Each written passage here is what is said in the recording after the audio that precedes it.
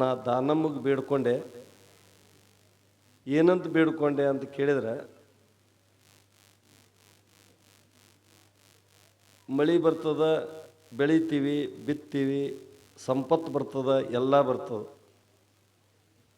ಹೆಣ್ಣಿನ ಸಂಪತ್ತು ಕಡಿಮೆ ಆಗ್ಯದ. ಪ್ರತಿಯೊಬ್ಬರು ಮನೆಗೆ ಫಸ್ಟ್ ಹೆಣ್ಣು ಹುಟ್ಟಲಿ ಅಂತ ಬೇಡ್ಕೊಳಕತ್ತೀನಿ ನಾನು. ನಮ್ಮ ಊರಾಗೊಬ್ಬ ಹೆಣ್ಮಗಳು ಹೆಣ್ಣು ಹಡಿಬೇಕತ್ತು 7 ಗಂಟೆ ಹಡಿದ್ಲು, ಹೆಣ್ಣು ಹುಟ್ಟಲಿಲ್ಲ. ಇಲ್ಲಿ ನಮ್ಮ ಇಟಗಿ ದೇವರದಾರಲ್ಲ, ಇವ್ರು ಬೀಗರು, ಆ ಹೆಣ್ಮಗಳು 9 ಗಂಡು ಹಡ್ದು ಒಂದು ಹೆಣ್ಣು ಹಡ್ದಾಳ. ಇದು 9 ಹೆಣ್ಣು ಹಡ್ದು ಒಂದು ಗಂಡು ಹಡ್ದಾಳ. ಹೆಣ್ಮಕ್ಳು ಛಲ ತೊಟ್ರೆ, ಹೆಣ್ಮಕ್ಳು ಯಾಕತ್ ಕೇಳಿದ್ರೆ, ಇವತ್ತು ನಮ್ಮ ಮಡ್ದಾಗ ಬರೋದ್ರಾಗ ಮುಂಜಾನೆ 3 ಮಂದಿ ಕೂತಾರ. ಹೆಣ್ಣು ಸಿಗಲ್ಲಾಗ್ಯವಪ್ಪ, ಹ್ಯಾಂಗೆ ಮಾಡ್ತೀನಿ ನೋಡು. ನಾ ಏನು ಮಾಡಲಿ ಅಯ್ಯವ ತಾಯಿ ಅಂದೆ. ಅವ ಹುಡುಗ ಬಂದಾನ, 50 ಎಕರೆ ಕಬ್ಬು ಹಚ್ಚಾರ ಅವ್ರು. ಸ್ವಂತ 6 ಎಕರೆ ಜಮೀನು ಅದ, ನೀರಾವರಿ ಅದ.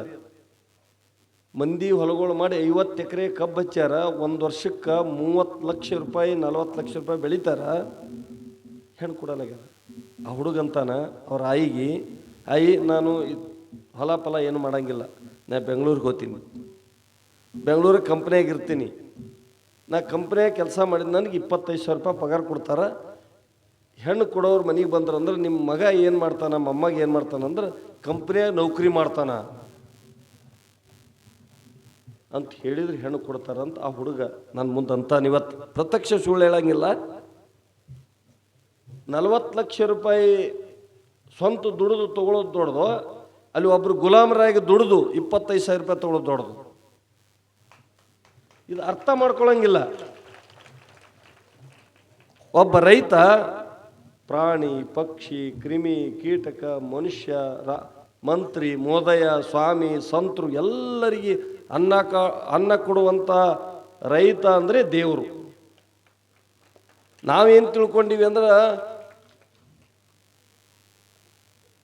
ನೌಕರಿ ಮಾಡೋ ದೇವ್ರ ತಿಳ್ಕೊಂಡಿವಿ. ಅದು ಚಂತನ ಹೋಗಿ ಒದ್ದಾಡಿ ಬೆಂಗಳೂರಾಗ ಒಂದು ಆ ಏರಿಯಾದಿಂದ ಈ ಏರಿಯಾಗೆ ಬರ್ಬೇಕಾದ್ರೆ 3 ತಾಸು ಬೇಕು. ಅದು ಮೆತ್ತಗಾಗೆ ಬರ್ತದೆ ಮನೆಗೆ ಬರೋದ್ರಾಗೆ. ಅದು ಮತ್ತೆ ಹೆಣತಿ ಮಾಡಂಗಿಲ್ಲ, ಕಾನೊಳಗೆ ಉಳ್ಳಕ್ಕೆ ಹೋತಾವು.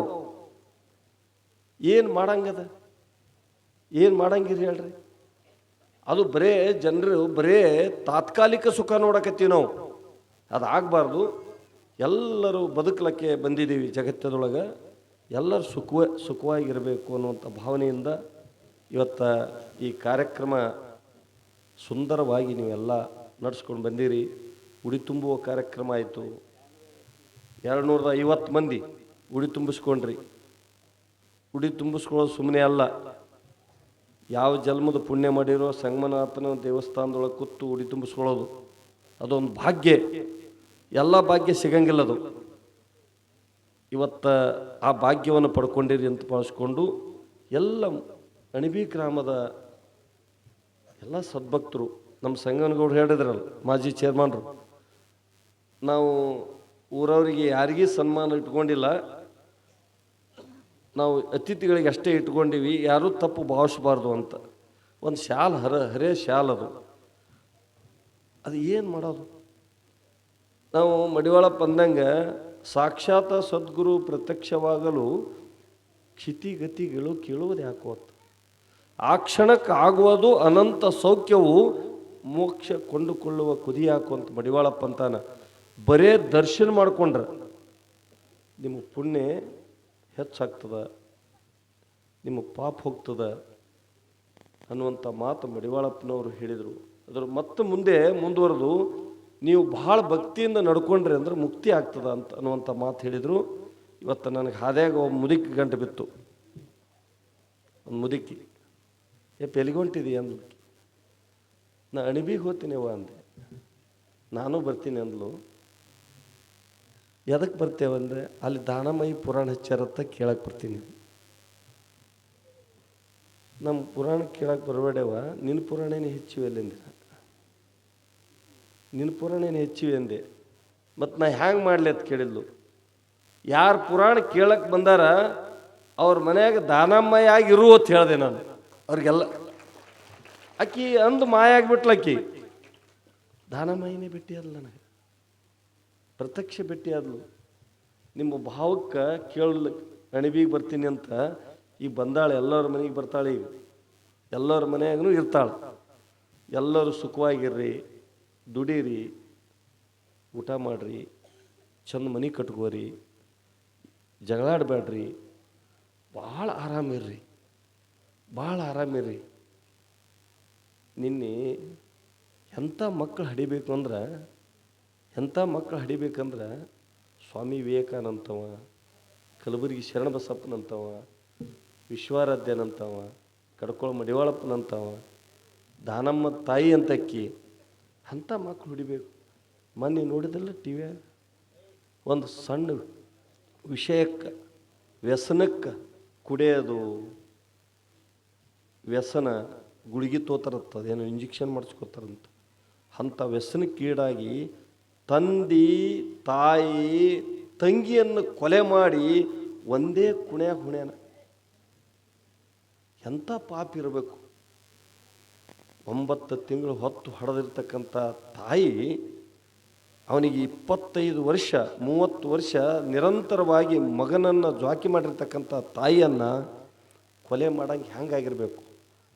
ತಂದೆ ಕೊಲೆ ಮಾಡೋ ತಂಗಿ 18 ವರ್ಷದ ಹುಡುಗಿ ತಂದೆ ಶವ ಒಳಗೆ ಹಿಡಿಯಲ್ಲಂತೇಳಿ 2 ತೊಡಿ ಕಟ್ ಮಾಡಿ ಹುಣ್ಯಾನ ಒಳಗೆ.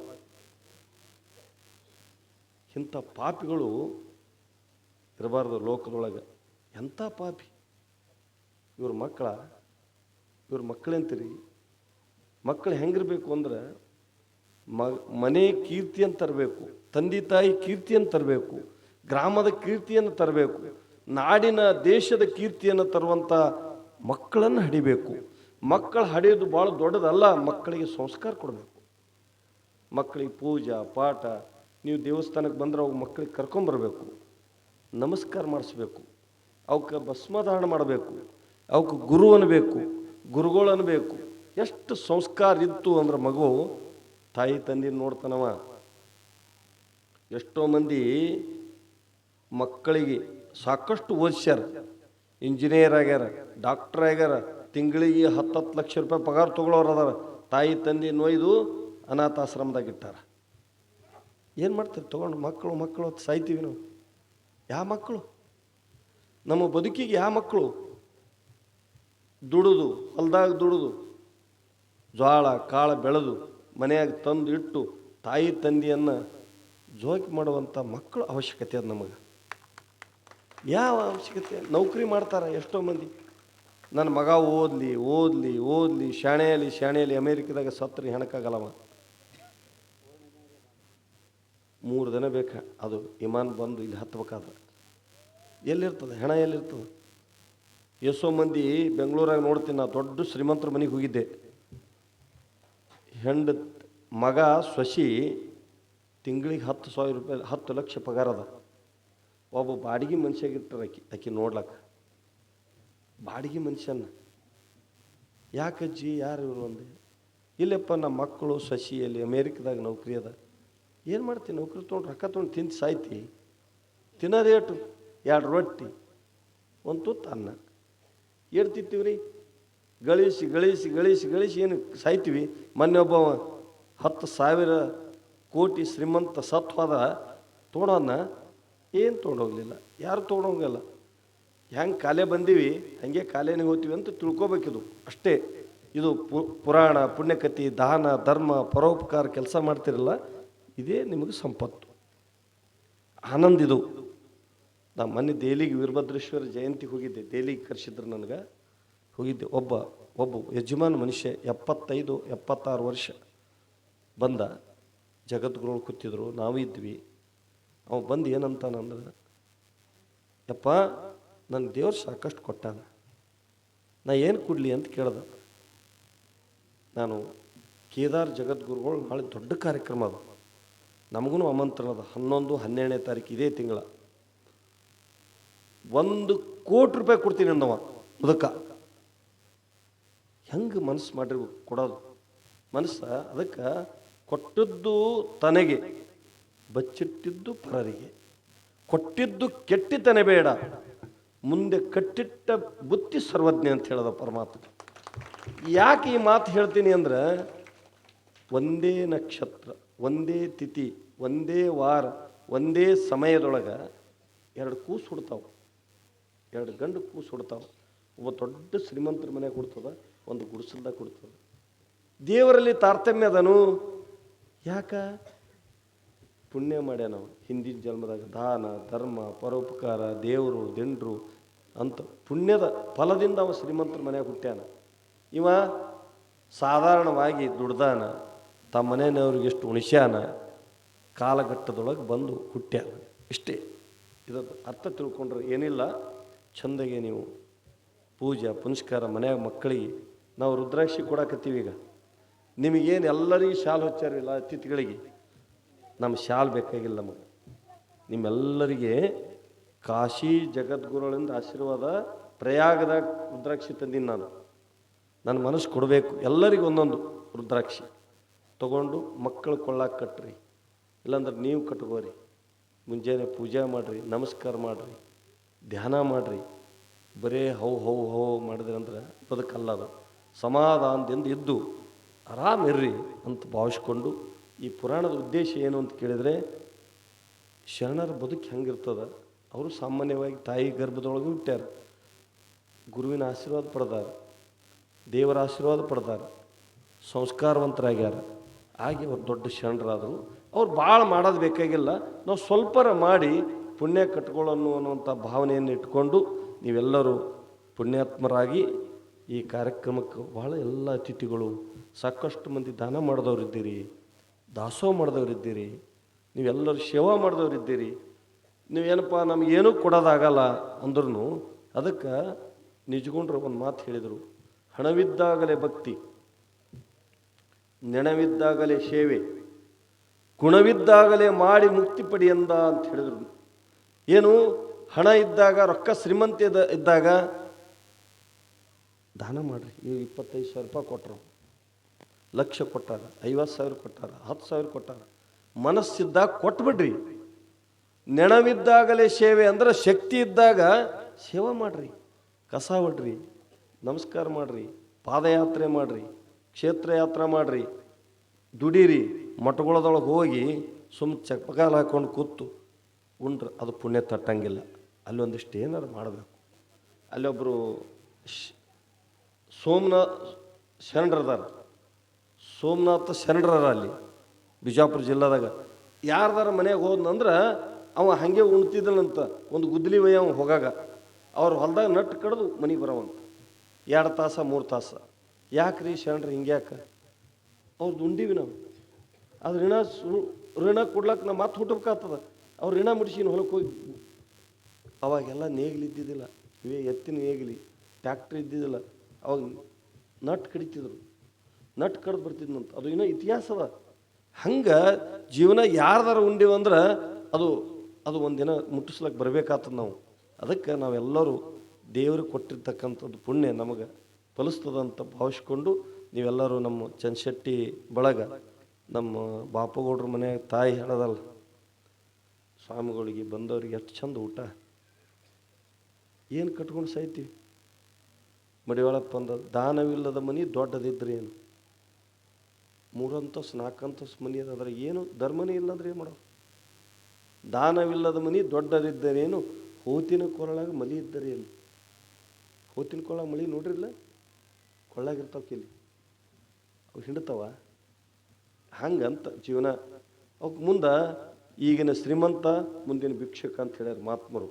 ಈಗೇನು ದಾನ ಧರ್ಮ ಮಾಡಲಿಲ್ಲ ಅಂದ್ರೆ ಮುಂದಿನ ಭಿಕ್ಷೆ ತೊಳೋದೆ ಅಂತ. ಈ ಪುಣ್ಯ ಮಾಡಿದೆ ಅಂದ್ರೆ ಮುಂದಿನ ಜನ್ಮದಾಗೂ ಪುಣ್ಯ ಅದ ಅನ್ನುವಂಥ ಭಾವನೆಯಿಂದ ನೀವೆಲ್ಲರೂ ಸಹಕಾರ ಮಾಡಿ ದೊಡ್ಡ ಕಾರ್ಯಕ್ರಮವನ್ನು ಮಾಡಿದ್ದೀರಿ. ಇವತ್ತು ನಮ್ಮ ಜೊತೆಗೆ ACS ಕಡ್ಕೊಳ ಅಮರೇಶ್ ಅವರು ಬಂದಾರ. ರಿಲೇ ಅದದು, ಇಡೀ ಭಾರತ ದೇಶ ತುಂಬ ನೋಡ್ತಾರದು. ಲೈವ್ದಾಗ ಇಟ್ಟಾರ. ನಿಮ್ಗೆ ಅನಿಸ್ಬೋದು, ನಿಮ್ಮ ಬೀಗರು ನಾಳೆಗೆ ಫೋನ್ ಮಾಡ್ತಾರೆ, ನೀವು ಟಿವಿಯಾಗ ಕಂಡ್ರಿಲ್ಲ ಅಂತ. ಚಾನಲ್ದಾಗ ಯೂಟ್ಯೂಬ ಈಗೆಲ್ಲ ಹೊಸ ಟೆಕ್ನಿಕಲ್ ಅದ, ನೀವೆಲ್ಲ ಚಂದ ಕಾಣಿಸ್ತೀರಿ. ಎಲ್ಲರಿಗೆ ಇಲ್ಲಿ ಅಣಿಬೆ ಮನೆ ಕೂತವ್ರು ಕಾಣ್ತಾರನು? ಅಲ್ಲಿ ಮನೆ ಕೂತಾರಲ್ಲ ಕಂಡಾರ, ಇಲ್ಲಿ ಬಂದಿರತ್ತೆ ಕಂಡೀರಿ. ಹಂಗೆ ಇಲ್ಲಿ ಬಂದಿರತ್ತೆ ದೇವ್ರಿಗೆ ಕಂಡೀರಿ. ನೀವು ಮನೆಗಿದ್ರೆ ಏನು ಭೇಟಿಯಾಗಲ್ಲ ದೇವರ ಅಂತ ಭಾವಿಸ್ಕೊಂಡು ಇಲ್ಲಿ ಪೂಜ್ಯರ ದರ್ಶನ ಆಯಿತು. ಒಳ್ಳೆಯದು ಮಾತುಗಳನ್ನು ಕೇಳಿದ್ರಿ, ಮತ್ತು ದಾನಿಗಳ ಮುಖ ನೋಡಿದ್ರಿ, ಕೊಟ್ಟವ್ರು ನೋಡಿದ್ರಿ, ನಮ್ಮ ಮಾಂತೇಶ ತಬಲಾ ಬಡಿಯೋದು ನೋಡಿದ್ರಿ, ರಾಜಶೇಖರ್ ಗವಾಯಿ, ನಮ್ಮ ಇನ್ನೊಬ್ರು ಗವಾಯಿ ಹಾಡಿದ್ರಲ್ಲ, ಚಂದ ಹಾಡ್ದವ. ಲಿಂಗ ಪೂಜೆಯ ಮಾಡಲಿಲ್ಲಲ್ಲೋ ಮಂಗ, ಅದಕ್ಕೆ ಒಲಿಲಿಲ್ಲ ನಿನಗೆ ಕೊಡಲು ಸಂಘ. ಒಂದಿನಾರ ಲಿಂಗ ಪೂಜೆ ಮಾಡಿದೆ, ಶಿವ ಅಂದೆ, ಮುಂಜಾನೆ ಹೇಳಾಗ ಹಾ ಹಾ ಹಾ ಅಂತ ಹೇಳೋದು, ಹೂ ಅಂತ ಹೇಳೋದು ಹಾಗಲ್ಲ. ಮುಂಜಾನೆ ಶಿವ ಅಂತ ಹೇಳ್ಬೇಕು, ಹರ ಹರ ಅಂತ ಹೇಳ್ಬೇಕು, ಸಂಗಮನಾಥ ಅಂತ ಎದ್ವಿ ಅಂದ್ರೆ ದೇವ್ರು ನೋಡ್ತಾನೆ. ಅವ ರೊಕ್ಕ ರೂಪಾಯಿ ಕೊಟ್ಟರೆ ನಿಂಬವ ಅಲ್ಲ, ಅವ ನಿಮ್ಮ ಸ್ಮರಣೆಗೆ ಭೇಟಿ ಆಗ್ತಾನಂತ. ಹಂಗೆ ಭಗವಂತ ನಿಮಗೆಲ್ಲರಿಗೆ ಭೇಟಿ ಆಗ್ತಾನಂತ ಭಾವಿಸ್ಕೊಂಡು ಸಂಗಮನಾಥ ನಿಮ್ಮೆಲ್ಲರಿಗೆ ಆಶೀರ್ವಾದ ಮಾಡ್ತಾನೆ. ಸಾಕಷ್ಟು ಸಮಯವನ್ನು ಗಳದು ನೀವು ಕೂತ್ಕೊಂಡಿರಿ. ಇದು ಒಂದು ತಪಸ್ಸೆ ನಿಮ್ಗೆ. ಅಷ್ಟು ಕುಂದ್ರೋ ಸರಳ ಅಲ್ಲ. ಈಗಿನ ಕಾಲದಾಗ ಕಾಲ ಕೈ ಹಿಡಿತವೆ ಎಲ್ಲ ಮಂದಿಗೆ, ಕುಂದ್ರಷ್ಟು ತಾಕತ್ತಿಲ್ಲೀಗ. ಅಷ್ಟು ಕೆಪಾಸಿಟಿ ಉಳಿದಿಲ್ಲ ಮಂದಿ ಬಲ್ಲಿ. ಎಲ್ಲ ಸುಡುಗಾಡು ಆಹಾರ ತಿಂದು ಆದ್ರೆ ಗಟ್ಟಿಯಾಗಿ ಕೂತಿರಲ್ಲ. ನೀವು ಗಟ್ಟಿಯಾಗಿ ಕೂತೀರಿ ಅಂದ್ರೆ ಭಗವಂತನ ಪಾದ ಹಿಡ್ದಿರಿ, ನಿಮ್ಮೆಲ್ಲರಿಗೂ ಒಳ್ಳೇದಾಗ್ತದೆ ಅಂಥೇಳಿ ಎಲ್ಲ ಈ ಅಣಿಬಿ ಭಕ್ತರಿಗೆ ಮುಂದಿನ ವರ್ಷ ಚಂದ ಮಳಿ, ಚಂದ ಬೆಳೆ, ಸಂತೃಪ್ತಿಯಾಗಿ ಬೆಳೆದು ಆನಂದವಾಗಿ ಮುಂದಿನ ವರ್ಷ ಕುತೆ ಹೊಡ್ಕೊಂತ ಹಾಕಾರ ಹೊಡ್ಕೊಂತ ನೀವೆಲ್ಲ ಖುಷಿಯಿಂದಿದ್ದು ಮತ್ತು ಮುಂದಿನ ಪುರಾಣ ಭಾಳ ಚಂದ ನಡೆಸ್ತೀರಿ ಅಂತ ಎಲ್ಲ ಸಮೂಹಕ್ಕೆ ಚಂದ್ರಶೆಟ್ಟಿಯವರಲ್ಲ ಅಲ್ಲದೇ ಎಲ್ಲ ಅದು ಹಿನ್ನೆಲೆ ಇರ್ತಕ್ಕಂಥ ಎಲ್ಲ ಭಕ್ತರಿಗೆ ತುಂಬ ಹೃದಯದ ಆಶೀರ್ವಾದ ಮಾಡ್ತಾ ಈ ವೇದಿಕೆ ಮೇಲೆ ಇರ್ತಕ್ಕಂಥ ಎಲ್ಲ ಅತಿಥಿಗಳಿಗೂ ಮತ್ತು ಗಣ್ಯರಿಗೆ ನಿಮ್ಮ ಭಗವಂತ ಶುಭಾಶೀರ್ವಾದ ಗೊಯ್ತಾನ ಅಂತ ಹೇಳಿ ನನ್ನ 4 ಮಾತುಗಳು ವಿರಾಮ ಮಾಡ್ತೇನೆ.